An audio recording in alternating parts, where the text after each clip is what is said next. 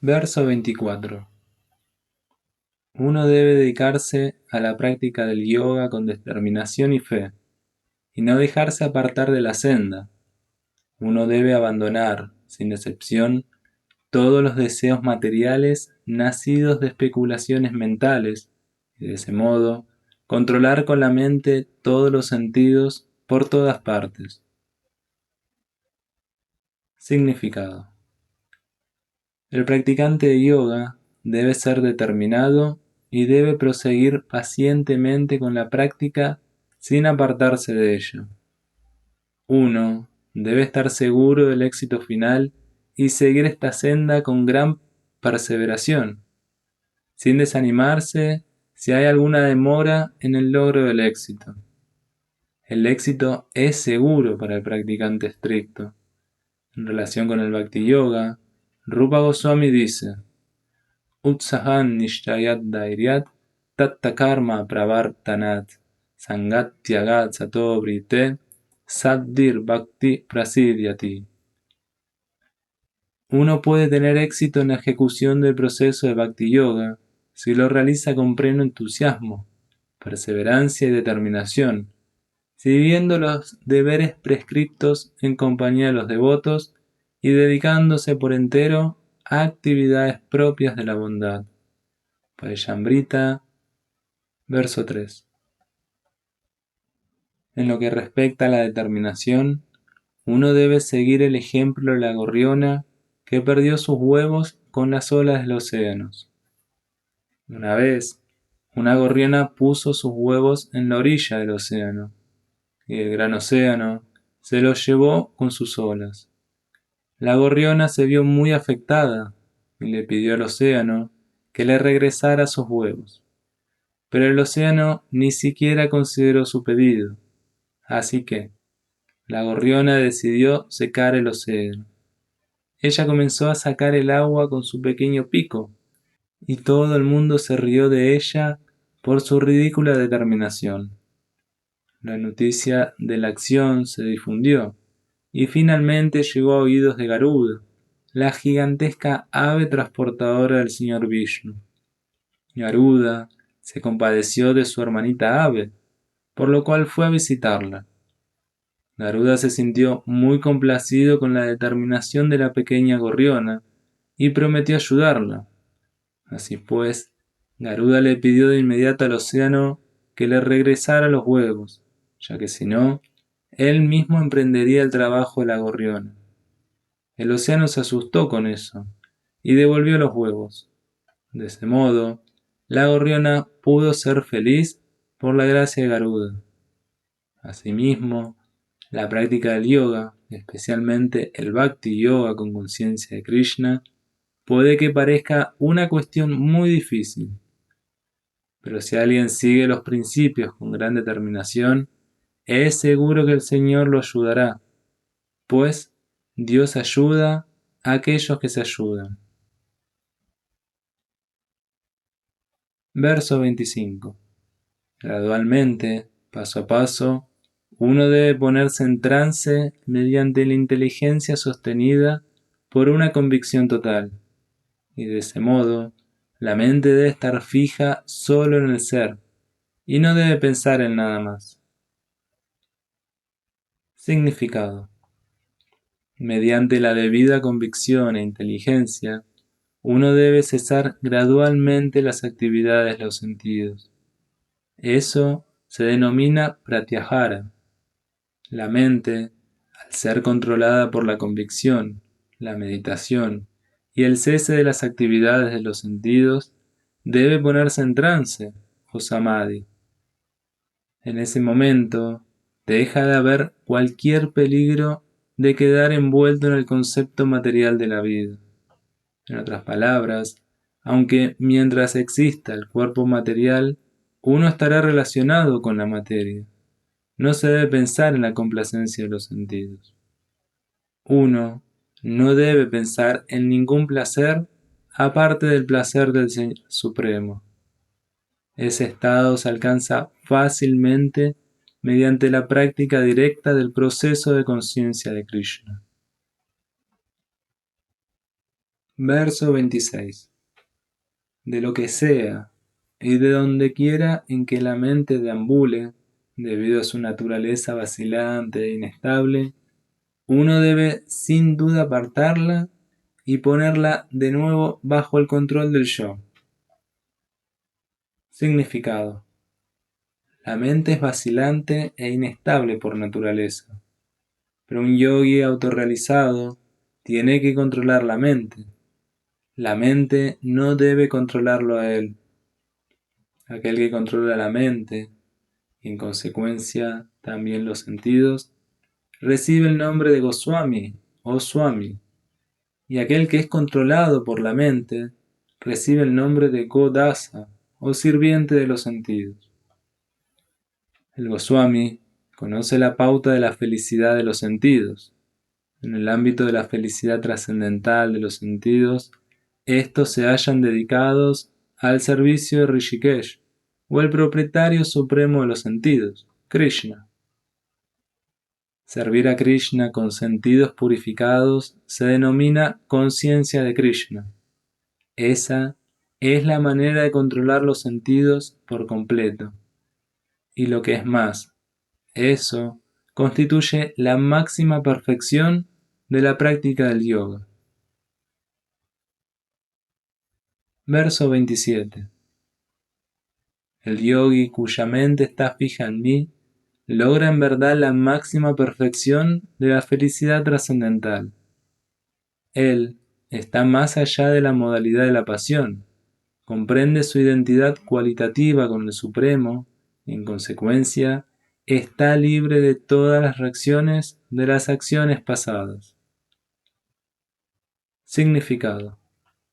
Brahmabhuta es el estado en que uno se halla libre de la contaminación material y se halla situado en el servicio trascendental del Señor. Mat Bhaktin Lavate Param, Bhagavad Gita 18:54. Uno no puede mantener la calidad del Brahman, el absoluto, hasta que tenga la mente fija en los pies del loto del Señor. Saiva Mana Krishna Padaravindayo. Estar dedicado siempre al amoroso y trascendental servicio del Señor, o permanecer en estado de conciencia de Krishna, es estar verdaderamente liberado de la modalidad de la pasión y de toda contaminación material. Verso 28.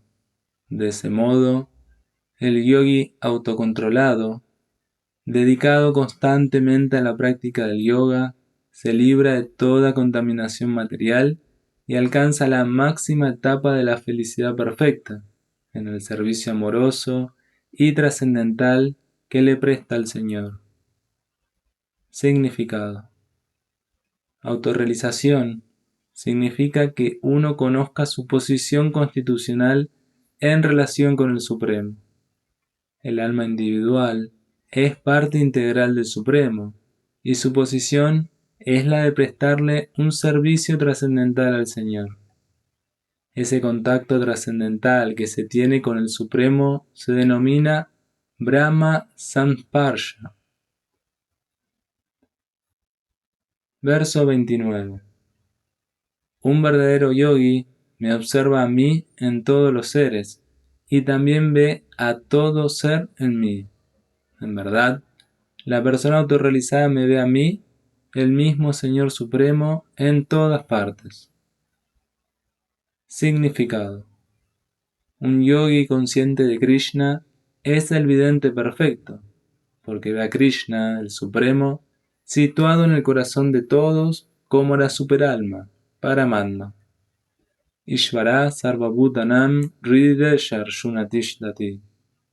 El Señor, en su aspecto de Paramatma, está situado tanto en el corazón del perro como en el del brahmana. El yogi, perfecto, sabe que el Señor es trascendental eternamente y que su presencia, ya sea en un perro o en un brahmana, no lo afecta de un modo material. He ahí la neutralidad suprema del Señor. El alma individual también está situada en el corazón individual. pero no está presente en todos los corazones. Esa es la diferencia que hay entre el alma individual y la superalma. Aquel que de hecho no se encuentra practicando yoga no puede ver con tanta claridad. Una persona consciente de Krishna puede ver a Krishna tanto en el corazón del creyente como del no creyente. Eso se confirma en el Smriti de la siguiente manera: Atataktuak cha martuak cha admahi paranmo hari. Como el Señor es la fuente de todos los seres, es como la madre y el sustentador. Así como la madre es neutral en medio de todas las diferentes clases de hijos que tenga, asimismo ocurre en el caso del Padre o Madre Supremo. En consecuencia, la superalma siempre está en todo ser viviente. Además, desde un punto de vista externo, todo ser viviente está situado en el seno de la energía del Señor. Como se explicará en el 7º capítulo, el Señor tiene fundamentalmente dos energías: la espiritual o superior y la material o inferior. La entidad viviente, si bien es parte de la energía superior, es condicionada por la energía inferior. La entidad viviente siempre se halla en el seno de la energía del Señor. Cada entidad viviente está situada en él de una manera u otra. Yogi ve a todos con la misma visión, porque ve que todas las entidades vivientes, aunque se encuentren en diferentes situaciones, según los resultados del trabajo fruitivo, en todas las circunstancias permanecen como sirvientes de Dios. Mientras la entidad viviente se halla en el seno de la energía material, sirve a los sentidos materiales, y mientras se halla en el seno de la energía espiritual, sirve al Señor Supremo directamente. En cualquiera de los dos casos, la entidad viviente es el sirviente de Dios. Esta visión de igualdad es perfecta en una persona que se encuentra en estado de conciencia de Krishna. Verso 30. Aquel que me ve en todas partes y que ve todo en mí, yo nunca lo pierdo a él y él nunca me pierde a mí. Significado: una persona que posee conciencia de Krishna, sin duda que ve al Señor Krishna en todas partes y ve todo en Krishna.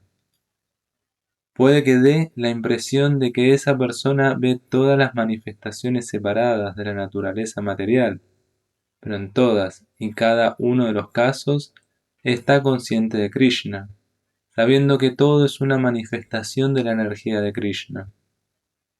Nada puede existir sin Krishna, y Krishna es el Señor de todo. Ese es el principio básico del proceso de conciencia de Krishna. Conciencia de Krishna es el desarrollo de amor por Krishna, lo cual es una posición trascendental incluso respecto a la liberación material.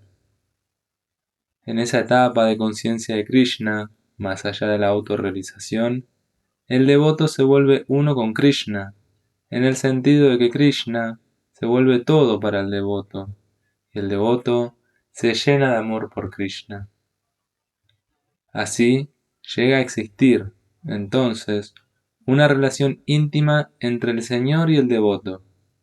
En esa etapa, la entidad viviente nunca puede ser aniquilada, ni la personalidad de Dios deja jamás de estar a la vista del devoto. Fundirse en Krishna constituye la aniquilación espiritual. El devoto no corre ese riesgo. En la Brahma Samhita 5.38 se afirma: Premanjana churita bhakti vilochanena santa sadeva hridadyesu vilokayanti yam syama sundaran achintya guna swarupan govindan adipurushan tam aham vayami.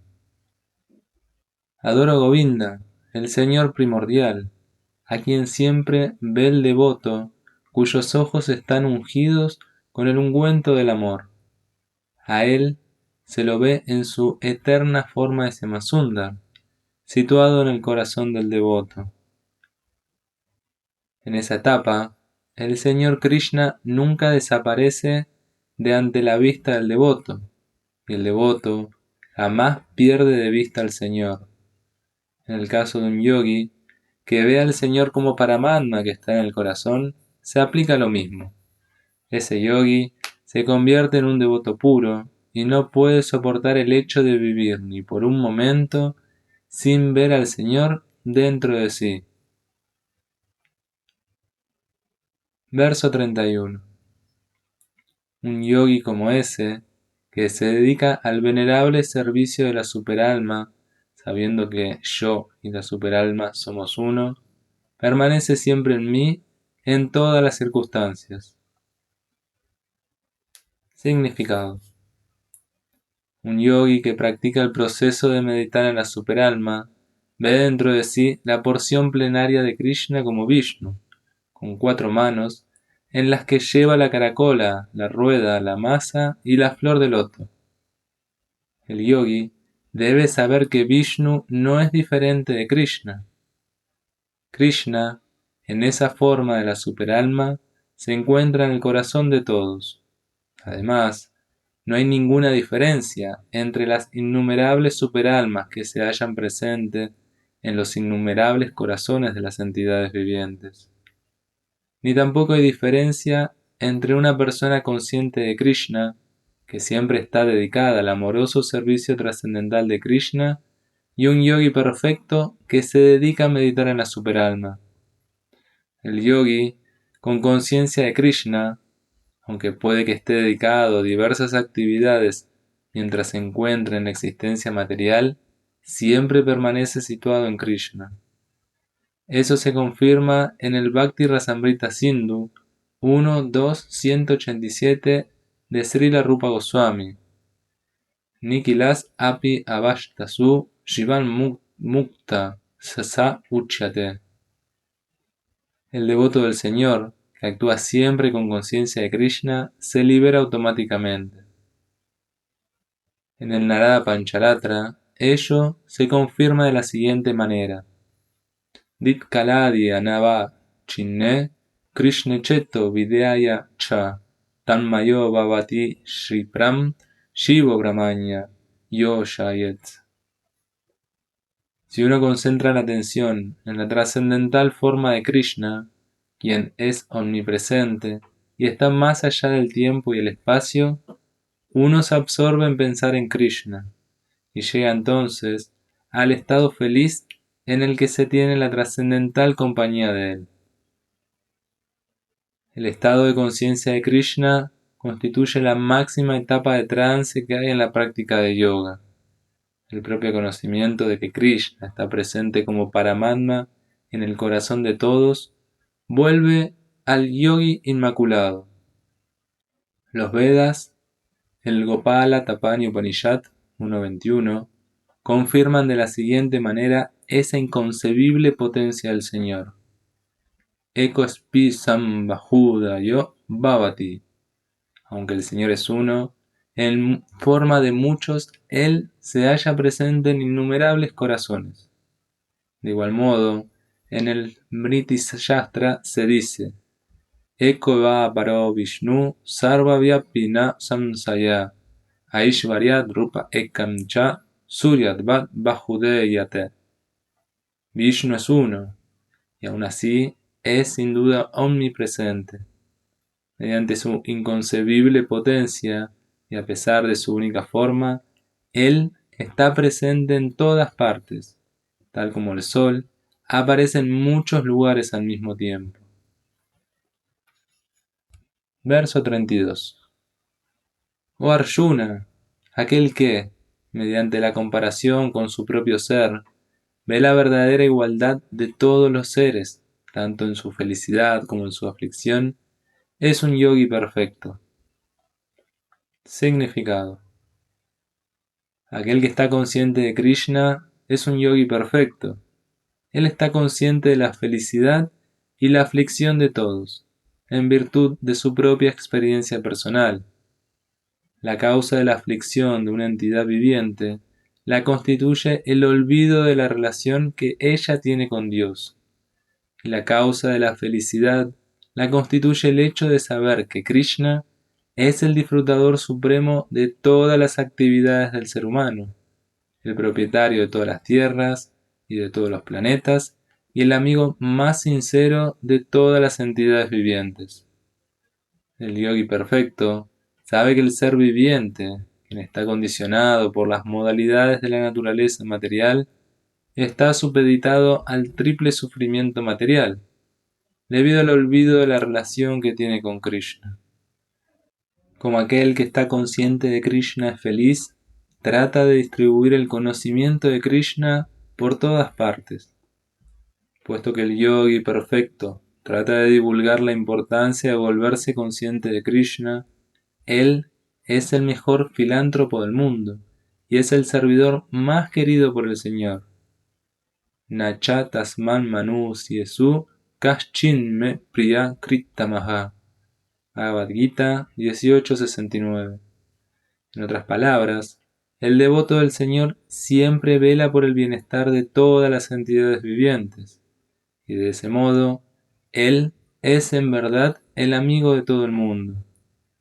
Él es el mejor yogi, porque no desea la perfección del yoga para su beneficio personal, sino que se esfuerza también por los demás. Él no envidia a sus semejantes. He aquí un contraste entre el devoto puro del Señor y un yogi que solo está interesado en su elevación personal. El yogi, que se ha retirado a un lugar apartado con el fin de meditar perfectamente, puede que no sea tan perfecto como un devoto que está tratando, lo mejor que puede, de hacer que cada hombre se vuelva hacia el cultivo de conciencia de Krishna. Verso 33. Arjuna dijo: Oh Madhusudanan, el sistema yoga que has resumido me parece impráctico e intolerable, ya que la mente es inquieta e inestable. Significado: el sistema de misticismo que el Señor Krishna le describió a Arjuna comienza con las palabras Suchau Deshe y concluyendo con Yogi Paramaha. Es aquí rechazado por Arjuna a causa de un sentimiento de incapacidad. En esta era de Kali, no es posible que un hombre ordinario abandone el hogar y se vaya a practicar yoga a un lugar recluido en las montañas o en las selvas. La era actual se caracteriza por una lucha encarnizada en aras de una vida de corta duración. La gente no está interesada en la autorrealización, ni siquiera por medios prácticos y sencillos, y ni que hablar de este difícil sistema de yoga que regula el estilo de vida, la manera de sentarse, la elección del lugar y el proceso de desapegar la mente de las ocupaciones materiales. Arjuna, como hombre práctico que era, consideró que era imposible seguir ese sistema de yoga, aunque él tenía muchas cosas a su favor. Él pertenecía a la familia real y estaba muy elevado en base a numerosas cualidades. Era un gran guerrero, tenía una gran longevidad y por encima de todo, era el amigo más íntimo del Señor Krishna, la suprema personalidad de Dios. Hace 5000 años, Arjuna tenía facilidades mucho mejores que las que tenemos hoy en día, y aún así rehusó aceptar ese sistema de yoga. En efecto, no encontramos ninguna mención en la historia de que lo haya practicado en ningún momento. Por consiguiente, se debe considerar que ese sistema es, en general, algo imposible en esta era de Kali. Desde luego que les puede resultar posible a unos cuantos hombres muy escogidos, pero para la generalidad de la gente es una proposición imposible. Si esto era así hace 5000 años, ¿qué podemos decir, entonces, de los tiempos modernos? Aquellos que están imitando este sistema de yoga en supuestas escuelas y sociedades diversas aunque están satisfechos de sí mismos, sin duda que están perdiendo el tiempo. Ellos ignoran por completo cuál es la meta que se busca. Verso 34. Porque la mente es inquieta, turbulenta, obstinada y muy fuerte, oh Krishna, y someterla, creo yo, es más difícil que controlar el viento. Significado. La mente es tan fuerte y obstinada que a veces domina la inteligencia, aunque se supone que la mente debe estar subordinada a la inteligencia. Para un hombre que se encuentra en el mundo práctico y que tiene que luchar contra muchísimos elementos contrarios, es sin duda muy difícil controlar la mente. Puede que de un modo artificial uno establezca un equilibrio mental tanto con el amigo como con el enemigo, pero en fin de cuentas, ningún hombre mundano puede hacerlo, ya que eso es más difícil que controlar la furia del viento. En las escrituras védicas, el Katha Upanishad 1, 3, 3 y 4 se dice: Atmanam ratinam vidi, sariram ratan evacha, budin tu saratim vidi, mana pragrahan evacha, indriyani ayan ahur, visayante sugo charan, atmandriya mano yuktam, bhokteti atur manisinaha. El individuo es el pasajero que va en el coche del cuerpo material y la inteligencia es el conductor. La mente es el instrumento con el que se conduce y los sentidos son los caballos. Por lo tanto, el yo es el que disfruta o sufre en compañía de la mente y los sentidos. Así lo entienden los grandes pensadores. Se supone que la inteligencia debe dirigir a la mente, pero la mente es tan fuerte y obstinada que a menudo domina la inteligencia de uno, tal como una infección muy aguda puede superar la eficacia de la medicina. Ese elemento tan fuerte que es la mente se supone que se controla mediante la práctica del yoga, pero en ese método nunca es práctico para una persona del mundo, como lo era Arjuna. ¿Y qué podemos decir del hombre moderno? El símil que se usa aquí es idóneo. Uno no puede capturar una ráfaga de viento, y aún es más difícil capturar la mente turbulenta. La manera más sencilla de controlar la mente, según lo sugirió el señor Chaitanya, la constituye el canto de Hare Krishna, con toda humildad, el gran mantra de la liberación. El método que se prescribe es Saivam Mana Krishna Padaravindayo. Uno debe ocupar la mente en Krishna por completo. Solo entonces dejarán de haber más ocupaciones que agiten la mente. Verso 35. El señor Sri Krishna dijo: Oh tú, hijo de Kunti, el de los poderosos brazos, contenerla inquietamente es sin duda algo muy difícil de hacer, pero ello es posible mediante la práctica adecuada y el desapego. Significado. La personalidad de Dios acepta que es difícil controlar la obstinadamente, tal como lo expresó Arjuna, pero al mismo tiempo sugiere que mediante la práctica y el desapego ello puede lograrse. ¿Y en qué consiste esa práctica? En la era actual, nadie puede observar las estrictas reglas de irse a un lugar sagrado, enfocar la mente en la superalma, contener los sentidos y la mente, ser célibe, permanecer solo, etc. Sin embargo, mediante la práctica del proceso de conciencia de Krishna, uno se ocupa en 9 tipos de servicios devocionales que se le prestan al Señor. La primera y principal de esas ocupaciones devocionales la constituye el oír hablar de Krishna. Ese es un método trascendental muy poderoso para depurar la mente de todos los recelos. Cuanto más se oye hablar de Krishna, más se ilumina uno y se desapega de todo lo que a la mente la aparta de Krishna. Al desapegar la mente de actividades que no están consagradas al Señor, se vuelve más fácil aprender Vairagya. Vairagya significa desapegarse de la materia y hacer que la mente se dedique al espíritu. El desapego espiritual impersonal es más difícil que apegar la mente a las actividades de Krishna. Esto es algo práctico, porque al oír hablar de Krishna, uno se apega automáticamente al Espíritu Supremo. Ese apego se denomina Paresanubhuti, satisfacción espiritual. Es exactamente igual que el sentimiento de satisfacción que al hombre hambriento le produce cada bocado de comida que ingiere.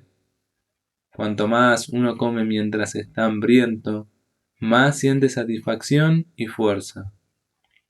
De igual modo, mediante el desempeño del servicio devocional, se siente una satisfacción trascendental, a medida que la mente se va desapegando de los objetivos materiales. Es algo así como curar una enfermedad por medio de un tratamiento experto y una dieta adecuada.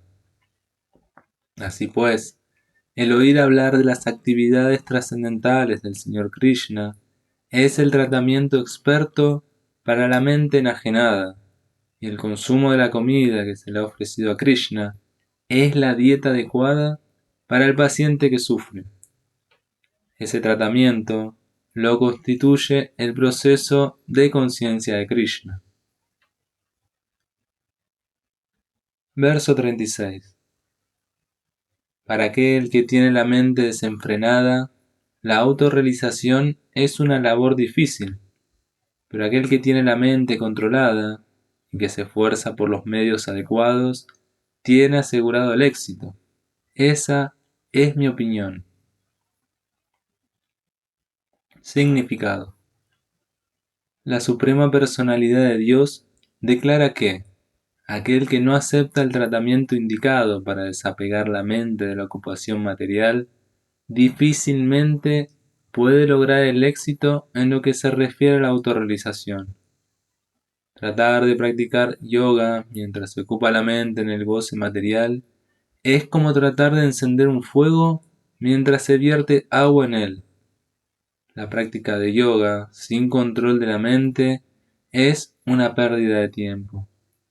Esa exhibición de práctica de yoga puede que sea lucrativa desde el punto de vista material, pero es inútil en lo que respecta a la comprensión espiritual. Por lo tanto, uno debe controlar la mente ocupándola de modo constante en el trascendental servicio amoroso del Señor. A menos que uno esté ocupado en el proceso de conciencia de Krishna, no puede controlar la mente de una manera constante. Una persona consciente de Krishna obtiene fácilmente el resultado de la práctica del yoga sin hacer un esfuerzo separado. Pero un practicante de yoga no puede lograr el éxito sin volverse consciente de Krishna. Verso 37. Arjuna dijo: Oh Krishna, ¿cuál es el destino del trascendentalista que fracasa?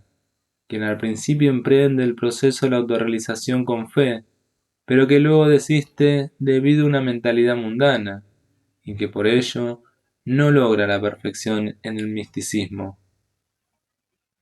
Significado. La senda de la autorrealización o del misticismo se describe en el Bhagavad Gita. El principio básico de la autorrealización lo constituye el conocimiento de que la entidad viviente no es este cuerpo material, sino que es diferente de él, y que su felicidad se halla en la vida, bienaventuranza y conocimiento eternos. Esas cosas son trascendentales y se encuentran más allá, tanto del cuerpo como de la mente.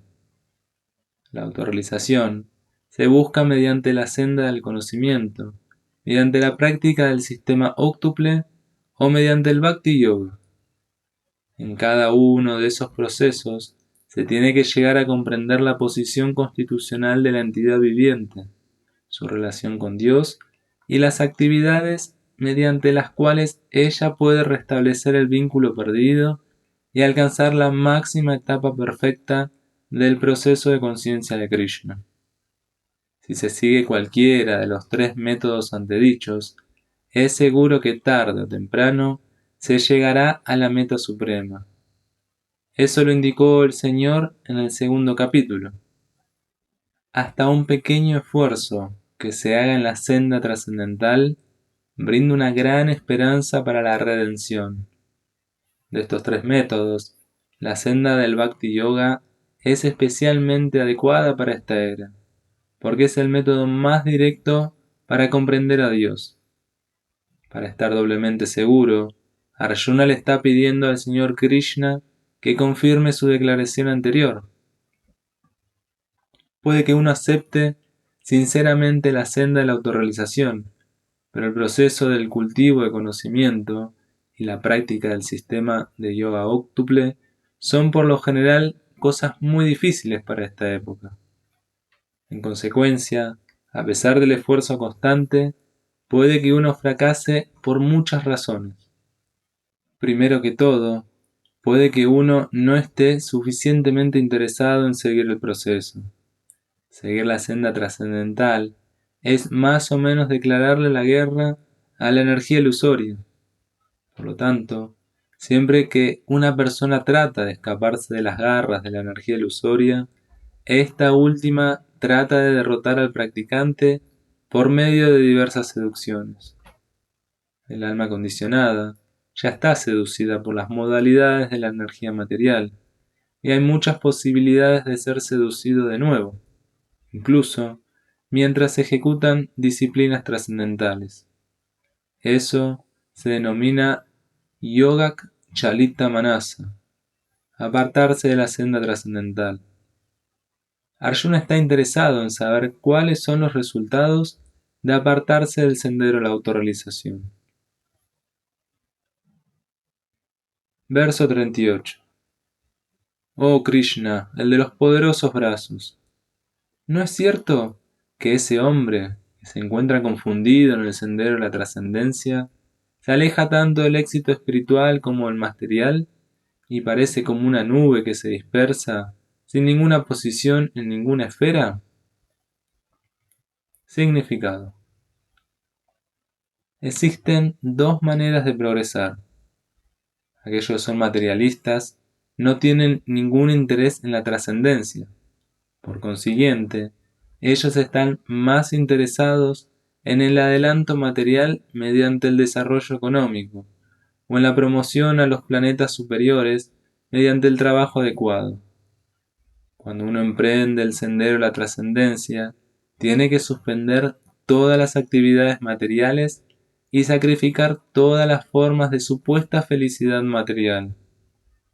Si el trascendentalista aspirante fracasa, entonces parece ser que pierde de las dos maneras.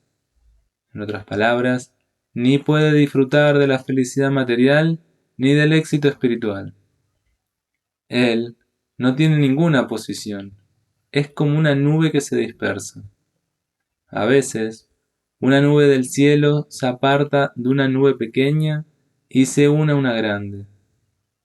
Pero, si no puede unirse a una grande, entonces el viento la arrastra, y la nube desaparece en el vasto cielo. El Brahmanapati es el sendero que lleva a la comprensión trascendental a través del hecho de saber que uno es espiritual en esencia, parte integral del Señor Supremo, quien se manifiesta como Brahman, Paramatma y Bhagavan. El Señor Sri Krishna es la manifestación más completa que hay de la verdad suprema absoluta. En consecuencia, aquel que está entregado a la persona suprema es un trascendentalista triunfante. Llegar a esa meta de la vida a través de la comprensión Brahman y Paramatma toma muchísimos nacimientos. Bajunam Shanmanan ante.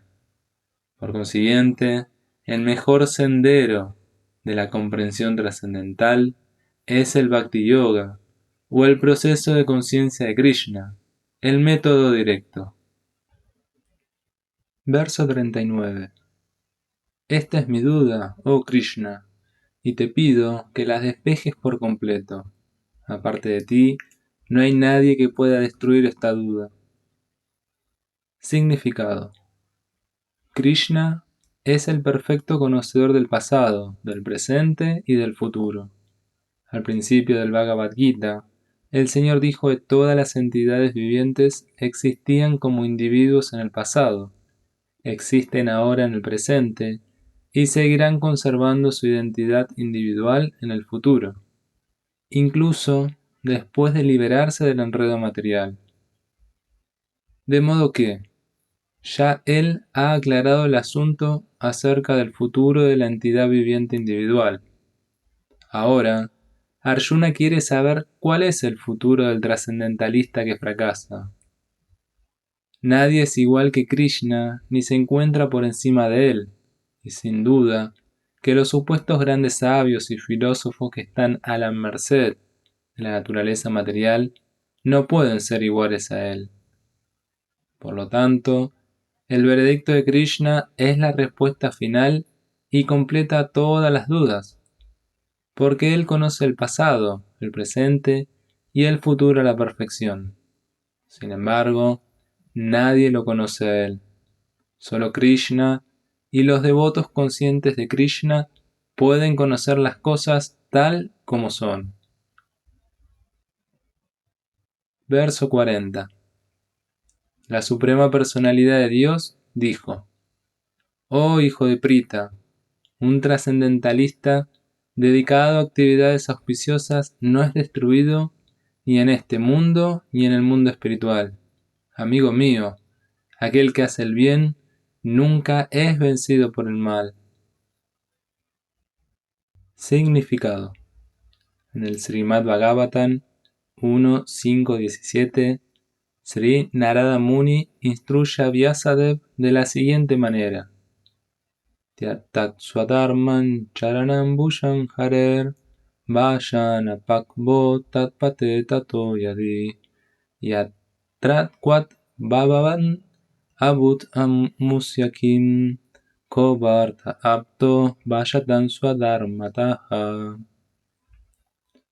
Si alguien abandona todas las perspectivas materiales y se refugia por entero en la Suprema Personalidad de Dios, no hay ninguna pérdida ni degradación en absoluto. En cambio, puede que un no devoto esté plenamente dedicado a sus ocupaciones obligatorias y aún así no gane nada. Para las perspectivas materiales existen muchas actividades, tanto según las escrituras como según la tradición. Se espera que el trascendentalista abandone todas las actividades materiales en aras del adelanto espiritual en la vida, en aras del cultivo de conciencia de Krishna. Se podría aducir que mediante el proceso de conciencia de Krishna uno puede lograr la máxima perfección si lo completa, pero que si uno no llega a esa etapa perfecta, entonces pierde tanto material como espiritualmente. En las escrituras se estipula que uno tiene que padecer la reacción de no ejecutar los deberes prescriptos.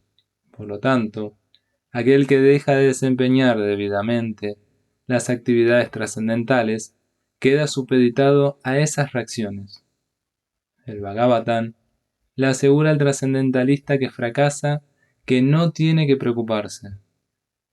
Aunque él tenga que someterse a la reacción de no haber ejecutado perfectamente los deberes prescriptos, aún así no pierde nada, porque el auspicioso proceso de conciencia de Krishna nunca se olvida. Aquel que está dedicado a ese proceso va a continuar haciéndolo, aún a pesar de que tenga un nacimiento bajo en su próxima vida. En cambio, aquel que tan solo sigue estrictamente los deberes prescriptos, si carece de conciencia de Krishna, no es seguro que logre resultados auspiciosos. El significado de esto es lo siguiente. A la humanidad se la puede dividir en dos secciones, la de los regulados y la de los no regulados. Aquellos que simplemente están dedicados a complacer los sentidos como las bestias, sin conocimiento de su siguiente vida o de la salvación espiritual, pertenecen a la sección no regulada, y aquellos que siguen los principios de los deberes que se prescriben en las Escrituras se clasifican entre los de la sección regulada. Los que pertenecen a la sección de los no regulados, tanto los civilizados como los no civilizados, los educados y los no educados, los fuertes y los débiles, están llenos de propensiones animales. Sus actividades jamás son auspiciosas, porque, si bien disfrutan de las propensiones animales de comer, dormir, defenderse y aparearse, permanecen perpetuamente en la existencia material, la cual siempre es desdichada. En cambio, aquellos que están regulados por las disposiciones de las Escrituras y que, en consecuencia, se elevan gradualmente hasta el estado de conciencia de Krishna, sin duda que progresan en la vida. Aquellos que siguen la senda auspiciosa se los puede dividir en tres secciones. 1. Los seguidores de los reglamentos de las Escrituras que disfrutan de la prosperidad material. 2. Los que tratan de lograr la liberación final de la existencia material. Y 3. Los que son devotos en estado de conciencia de Krishna. Aquellos que están siguiendo los reglamentos de las Escrituras en aras de la felicidad material pueden ser divididos además en dos clases: los que son trabajadores fruitivos y los que no desean ningún fruto para el goce de los sentidos.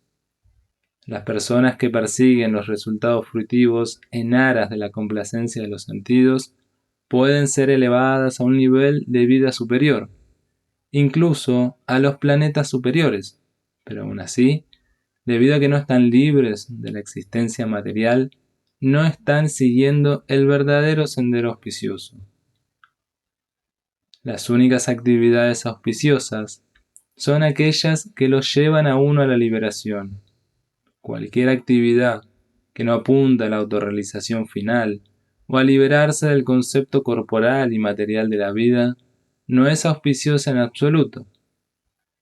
La actividad con conciencia de Krishna es la única actividad auspiciosa, y cualquiera que acepte voluntariamente toda clase de incomodidades físicas para progresar en la senda del cultivo de conciencia de Krishna puede ser conocido como un trascendentalista perfecto en estado de severa austeridad. Y como el sistema óctuple de yoga está dirigido hacia la comprensión final del estado de conciencia de Krishna, esa práctica también es auspiciosa, y todo el que la esté ejecutando lo mejor que puede no tiene que temer ser degradado. Verso 41. Después de muchísimos años de disfrute en los planetas de las entidades vivientes piadosas, el yogi que fracasa nace en una familia de personas virtuosas o en una familia de rica aristocracia. Significado. Los yogis que fracasan se dividen en dos clases: aquellos que caen después de muy poco adelanto y aquellos que caen después de una larga práctica de yoga. El yogi que cae después de un corto periodo de práctica va a los planetas superiores, en los que se permite la entrada de entidades vivientes piadosas. Después de una larga vida allá, él es enviado de nuevo a este planeta, para nacer en la familia de un brahmana vaishnava virtuoso o de comerciantes aristócratas. El verdadero propósito de la práctica de yoga es el de lograr la máxima perfección del proceso de conciencia de Krishna, tal como se explica en el último verso de este capítulo. Pero aquellos que no perseveran hasta ese punto y que fracasan debido a las tentaciones materiales, se les permite, por la gracia del Señor, utilizar por completo sus propensiones materiales. Y después de eso, se les dan oportunidades de tener una vida próspera en familias virtuosas o aristocráticas. Aquellos que nacen en esas familias pueden sacar provecho de las facilidades y tratar de elevarse hasta el estado de plena conciencia de Krishna. Verso 42.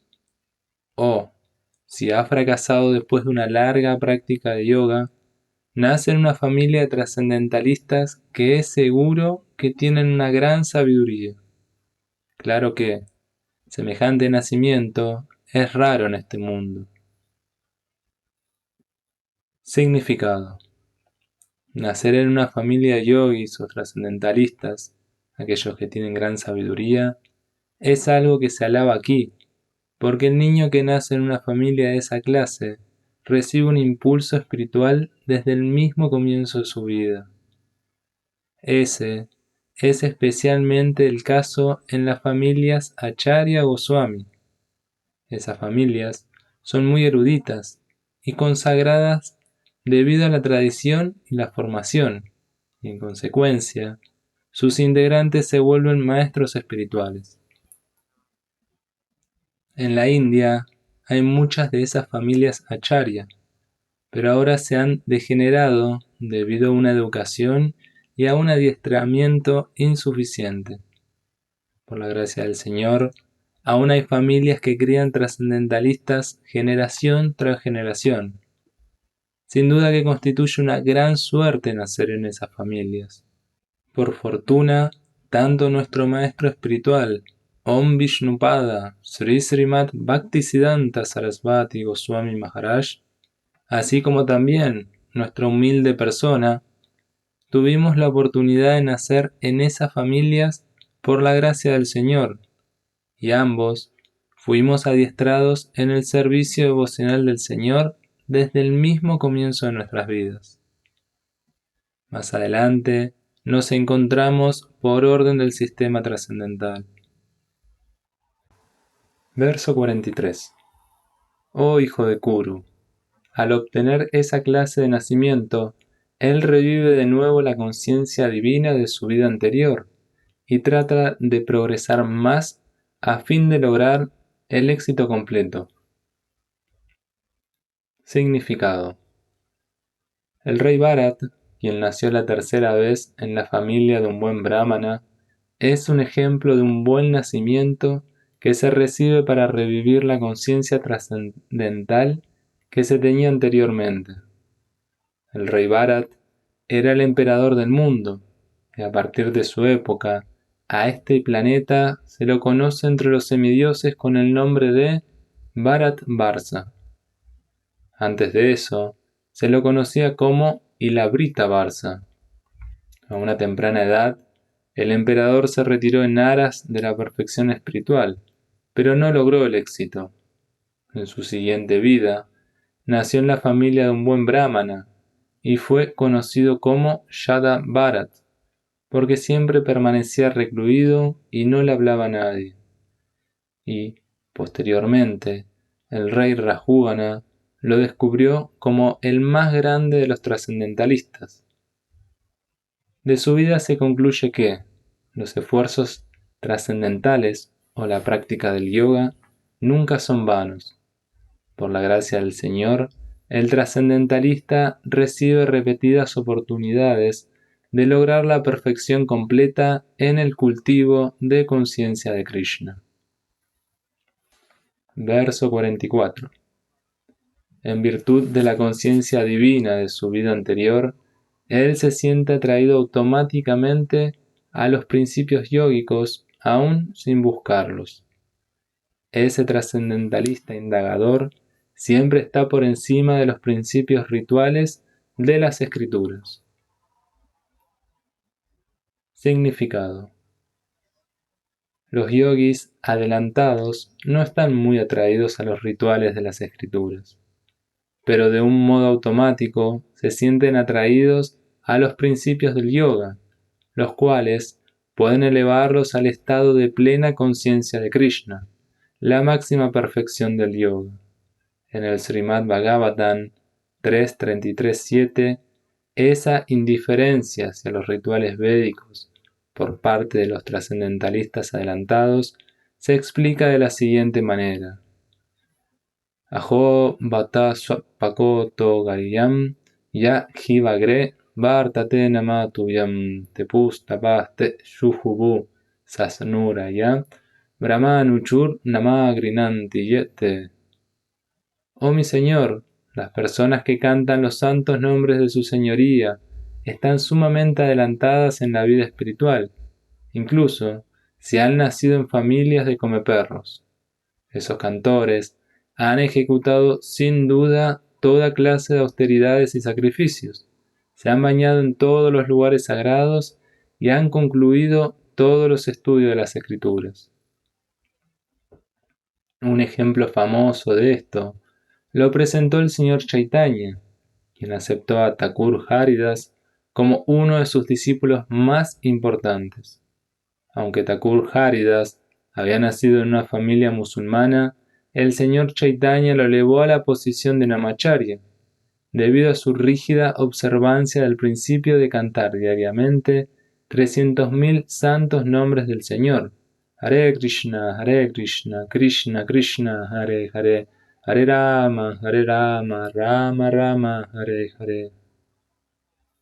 Y como él cantaba el santo nombre del Señor constantemente, se sobreentiende que en su vida anterior debe de haber pasado por todos los métodos rituales de los Vedas, conocidos como Sabda Brahma. Por consiguiente, a menos que uno se purifique, no puede adoptar el principio del cultivo de conciencia de Krishna, ni dedicarse al canto del santo nombre del Señor, Hare Krishna. Verso 45. Y cuando el yogi se esfuerza sinceramente por progresar más y se limpia de todas las contaminaciones, entonces, finalmente, logrando la perfección después de muchísimos nacimientos dedicados a la práctica, llega a la meta suprema. Significado: una persona que nace en una familia particularmente virtuosa, aristocrática o sagrada, se da cuenta de la favorable condición en que se halla para llevar a cabo la práctica del yoga. Por lo tanto, con determinación, ella comienza su tarea inconclusa, y de ese modo se limpia por completo de todas las contaminaciones materiales. Cuando finalmente se encuentra libre de todas las contaminaciones, logra la perfección suprema, el estado de conciencia de Krishna. El estado de conciencia de Krishna es la etapa perfecta en que se está libre de todas las contaminaciones. Ello se confirma en el Bhagavad Gita 7.28. Yesan tua antagatam papam shananam punya karmanam te dvanda moha nirmukta vayaten man drida brata. Después de muchísimos nacimientos en los que se han realizado actividades piadosas, cuando uno está totalmente libre de todas las contaminaciones y de todas las dualidades ilusorias, uno se dedica al amoroso servicio trascendental del Señor. Verso 46. El yogi es superior al asceta, superior al empírico y superior al trabajador fruitivo. Por lo tanto, oh Arjuna, en todas las circunstancias, sé un yogi. Significado: cuando hablamos de yoga, nos referimos al proceso por el cual uno vincula su conciencia con la suprema verdad absoluta. A dicho proceso le dan diferentes nombres los diversos practicantes, en función del método específico que se adopta. Cuando el proceso vinculador se encuentra predominantemente en el seno de las actividades fruitivas, se denomina karma yoga. Cuando es predominantemente empírico, se denomina Jnana Yoga, y cuando trata predominantemente de una relación devocional con el Señor Supremo, se denomina Bhakti Yoga. El Bhakti Yoga, o el proceso de conciencia de Krishna, es la máxima perfección de todos los yogas, tal como se explicará en el siguiente verso. El Señor ha confirmado aquí la superioridad del yoga, pero no ha dicho que sea mejor que el Bhakti Yoga. El Bhakti Yoga es conocimiento espiritual en pleno, y por ende, nada puede superarlo. El ascetismo sin conocimiento acerca del ser es imperfecto. El conocimiento empírico sin entrega al Señor Supremo también es imperfecto. Y el trabajo fruitivo sin conciencia de Krishna es una pérdida de tiempo. Así pues, de todas las formas de ejecución de yoga que aquí se mencionan, la más elogiada es la del Bhakti Yoga, y ello se explica aún más claramente en el verso que sigue. Verso 47. Y de todos los yogis, aquel que tiene una gran fe y que siempre se refugia en mí, piensa en mí, y me presta un amoroso servicio trascendental, es el que está más íntimamente unido a mí por medio del yoga, y es el más elevado de todos. Esa es mi opinión. Significado. La palabra váyate es significativa aquí. Váyate tiene su raíz en el verbo vash, que se usa cuando se requiere de servicio. El vocablo castellano adoración no se puede emplear en el mismo sentido que vash. Adoración significa venerar o respetar y honrar a quien lo merece. Pero el servicio con amor y fe es especialmente para la suprema personalidad de Dios.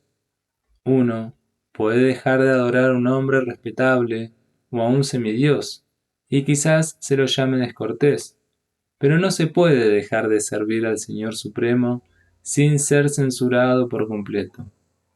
Toda entidad viviente es parte integral de la suprema personalidad de Dios. En consecuencia, tiene la función de servir al Señor Supremo por su propia constitución. Al no hacerlo, la entidad viviente cae. El Bhagavatam 11.5.3 confirma esto de la siguiente manera. Ya esam purushan sakshat atma prabhavan ishvaram navashanti avashananti stanad brasta patantiada. Todo aquel que no le preste servicio al Señor primordial y haga caso omiso de su deber para con Él, quien es la fuente de todas las entidades vivientes, sin duda que caerá de su posición constitucional. En este verso también se usa la palabra Vayanti, de modo que Vayanti se le aplica únicamente al Señor Supremo, mientras que la palabra adoración se les puede aplicar a los semidioses o a cualquier otra entidad viviente común. La palabra Avayananti, que se emplea en este verso del Srimad Bhagavatam, también se encuentra en el Bhagavad Gita. Avayananti man muda. Únicamente los necios y sinvergüenzas se burlan de la suprema personalidad de Dios, el Señor Krishna. Esos necios se encargan de escribirle comentarios del Bhagavad Gita, sin una actitud de servicio al Señor. Por consiguiente, ellos no pueden distinguir bien entre la palabra Vayanti y la palabra adoración. El Bhakti Yoga es la culminación de todas las clases de prácticas de yoga. Todos los demás yogas no son más que medios para llegar al punto del Bhakti en el Bhakti Yoga. Yoga significa de hecho Bhakti Yoga. Todos los demás yogas son progresiones que tienen por meta el Bhakti Yoga. Desde el comienzo del Karma Yoga hasta el final del Bhakti Yoga es un largo camino que lleva a la autorrealización. El Karma Yoga sin resultados fruitivos es el comienzo de ese sendero.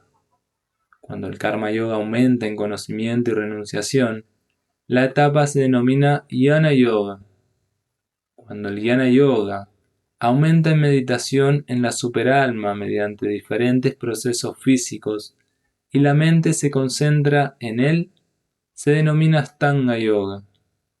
Y cuando uno supera el Astanga Yoga y se llega al plano de la suprema personalidad de Dios, Krishna, ello se denomina Bhakti Yoga, el punto culminante.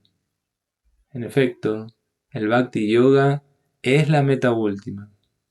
Pero para analizar el Bhakti Yoga a fondo, hay que entender esos otros yogas. El yogi que es progresivo se encuentra, entonces, en el verdadero sendero de la buena fortuna eterna. Aquel que se aferra a un punto en particular y no progresa más, es conocido por ese nombre en particular: Karma Yogi, Jnana Yogi o Dhyana Yogi, Raj Yogi, Hatha Yogi, etc.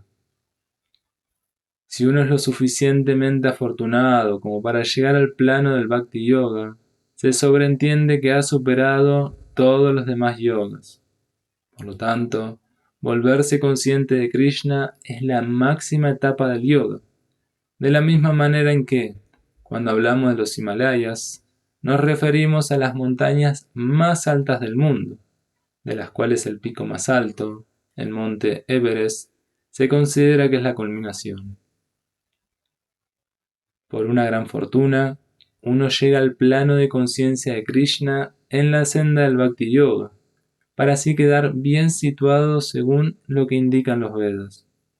El yogi ideal concentra la atención en Krishna, a quien se le da el nombre de Shyamasundar, y quien tiene un color tan hermoso como el de una nube, cuya cara, cual loto, es tan refulgente como el sol, cuya ropa está llena de joyas que lo hacen brillar, y cuyo cuerpo lleva una guirnalda de flores.